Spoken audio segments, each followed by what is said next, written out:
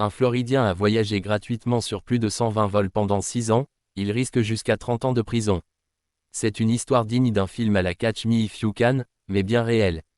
Un homme de 35 ans originaire du sud de la Floride, Tyrone Alexander, a été reconnu coupable le 5 juin dernier d'avoir fraudé plus de 120 vols commerciaux en se faisant passer pour un membre d'équipage de compagnies aériennes. Pendant 6 ans, il a réussi à embarquer sans jamais dépenser un centime. Selon les autorités, Alexander utilisait des identités fictives pour se faire passer pour un steward, accédant ainsi au système interne de réservation réservé aux employés. Il aurait usurpé l'identité de personnel navigant auprès d'au moins 7 compagnies aériennes, fabriquant des numéros de badge et dates d'embauche inventés, lui permettant d'accéder aux avantages de déplacement réservés à l'équipage. Rien que sur Spirit Airlines, l'enquête fédérale a documenté 34 vols frauduleux. Mais au total, ce sont plus de 120 voyages qui auraient été effectués entre 2018 et 2024 à travers les États-Unis.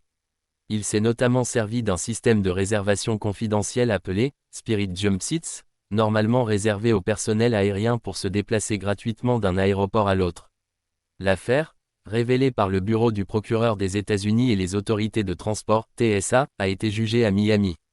L'accusé a été reconnu coupable de fraude électronique et d'intrusion illégale dans des zones sécurisées d'aéroports. Il encourt désormais une peine maximale de 30 ans de prison, 20 ans pour fraude et 10 ans pour intrusion, la sentence devant être prononcée le 25 août 2025 par la juge Jacqueline Becerra. Cette affaire soulève de sérieuses questions sur la cybersécurité des systèmes internes des compagnies aériennes.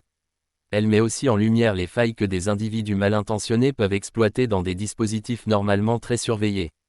Il n'a jamais été employé par aucune des compagnies pour lesquelles il prétendait voler, ont rappelé les procureurs fédéraux dans un communiqué officiel.